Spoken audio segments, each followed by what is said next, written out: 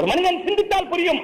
ரசூலுல்லாஹி ஸல்லல்லாஹு அலைஹி வஸல்லம் கியாமத் வரை மனிதர்களுக்கு, கியாமத் வரை வரக்கூடிய மனிதர்களுக்கு சிறிய வார்த்தையிலே உலகத்திற்கு பாடப்புகட்டி இருக்கிறார்கள். இன்னமாக மிஸலல்லதிமாஹா, இந்த பெண்ணும் அவள் தான், அதுதான் இருக்கிறது, அங்கேயும் அதுதான் இருக்கிறது. ஏதோ மனிதனுடைய தேவைக்கு ஒரு ஆசை பூர்த்தி செய்து கொள், தவறில்லை. ஆனால் அந்நிய பெண்ணை ஏறெடுத்தும் பார்க்காதே. இது எப்பொழுது வரும்?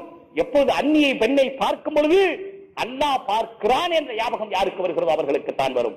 அல்லாஹ் பார்க்கிறான் என்ற ஞாபகம் வராதவர்களுக்கு அந்நிய பெண்ணை பார்க்காமல் இருக்க முடியாது. அது மனதிலே அல்லாஹ் அதையும் ஏற்படுத்தி இருக்கிறான். அதற்கு மருந்து சகோதரர்களே, இந்த உலகத்தில் நடக்கிற பாவங்களை எல்லாம் திரும்ப திரும்ப சொல்லுவதே பாவம். பாவத்தை திரும்ப திரும்ப சொல்லுவதே பாவம். ஏனென்றால் அதை சொல்லுகிற காரணத்தினால பாவம் லேசாக தெரிய ஆரம்பித்துவிடும்.